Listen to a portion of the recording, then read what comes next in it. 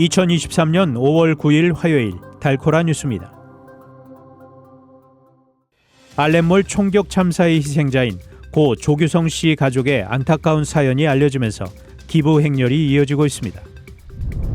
텍사스 공공안전국 DPS가 지난 6일 발생한 알렌 프리미엄 아울렛몰 총기 난사 사건의 모든 사망자들의 신원을 확인했습니다. 알렌몰 총격 참사 사건과 관련해 총격범인 마우리시오 가르시아가 쇼핑몰에 사람이 가장 많은 시간대를 골라 범행을 저지른 것으로 보인다는 보도가 나왔습니다. 연방준비제도가 최근 은행권 혼란이 불거진 가운데 신용 경색을 경고했습니다.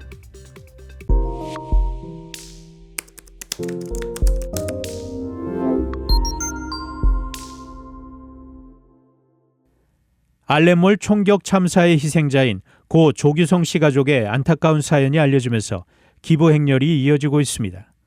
어제 고펀드미에는 조규성, 강신영 씨 부부와 두 자녀, 가족 사진, 사연과 함께 도움의 손길을 모아달라는 내용의 모금 페이지가 개설됐습니다. 후원 요청 불과 19시간 만에 23,800명이 참여해 약 121만 4천 달러가 넘는 후원금이 모였습니다. 당초 모금 목표액은 5만 달러였습니다. 고펀드미 작성자는 우리는 이 가족의 친구들이라며 빛과 사랑, 축복으로 가득해야 할 토요일 오후가 8명의 희생자를 남긴 총기 난사 학살로 한순간에 끝나버렸다. 이들은 비극적으로 목숨을 잃은 희생자에 포함됐고 가족은 깊은 슬픔에 빠져 있다고 전했습니다.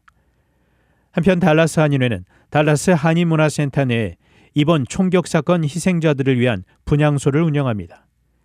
분향소는 9일부터 13일까지 5일 동안 오전 11시부터 오후 3시까지 운영됩니다.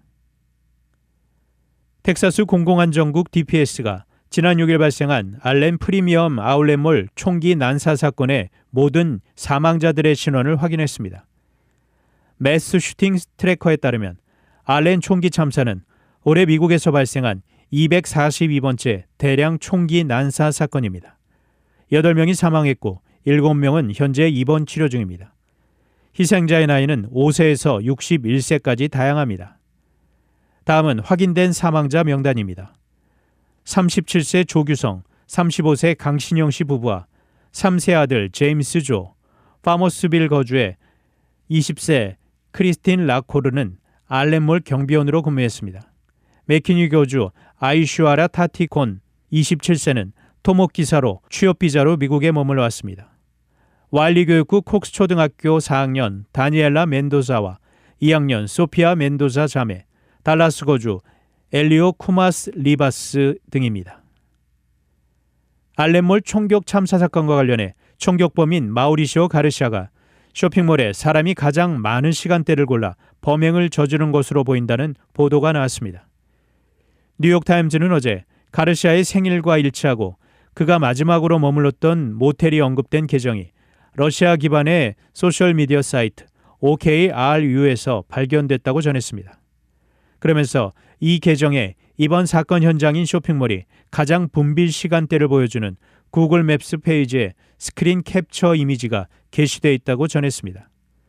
지도 사이트인 구글 맵스에서 특정 장소를 검색하면 해당 장소에 관한 여러 정보와 함께 요일, 시간대별로 방문객이 몰리는 정도를 막대 그래프로 보여줍니다.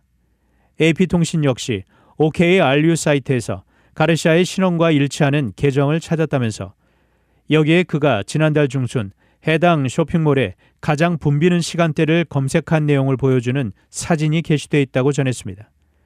실제로 총격 참사 당시 현장에 있었던 한 한인 동포는 DK 보도국과의 인터뷰에서 당시 알렌몰에 평소보다 훨씬 많은 사람이 몰려 매우 붐볐다고 전했습니다. 토요일인데다 기념일인 마더스데이를 앞두고 선물을 준비하려는 이들이 몰린 탓으로 보입니다. 연방준비제도가 최근 은행권 혼란이 불거진 가운데 신용 경색을 경고했습니다. 은행권 위기에 또 다른 뇌관으로 지목되고 있는 상업용 부동산 문제에 대한 우려도 나타났지만 가계 대출 부실 가능성은 작게 봤습니다. 실리콘밸리 은행과 시그니처 은행, 퍼스트 리퍼블릭 은행의 붕괴 후 공개한 2024년 상반기 금융안정 보고서에서 지역은행들의 이딴 파산 문제를 거론했습니다. 이에 따른 불안이 은행과 다른 금융기관들의 신용 공급을 더 위축시킬 수 있다는 것입니다. 연준은 보고서에서 급격한 신용 위축은 기업과 가계의 자금 조달 비용을 끌어올려 잠재적으로 경제 활동의 둔화를 초래할 것이라고 지적했습니다. 이어 은행권이 극적으로 침체하면 연쇄 효과를 불러올 것이라고도 경고했습니다. 단신 뉴스입니다. 취임 1주년을 앞둔 윤석열 대통령의 국정 지지율이 37.5%를 기록했다는 여론조사 결과가 9일 나왔습니다. 한국 정부가 코로나19 확진자의 7일 격리 의무를 완전히 해제하는 방향으로 방침을 정한 것으로 알려졌습니다. 유럽연합 EU가 이스라엘에서 외교 행사를 열기로 했다가 이스라엘 대표 극우 인사인 이타마르 벤그비르 국가안보부 장관이 참석하겠다는 뜻을 밝히자 전격 취소했습니다. 캐나다 정부가 자국 정치인을 사찰했다는 의혹을 받는 중국 외교관을 추방하기로 하자 중국도 자국 주재 캐나다 외교관 1명을 맞추방하기로 하면서 양국 간 외교 갈등이 고조되고 있습니다. 지금까지 5월 9일 화요일 달코라 뉴스 최은준이었습니다.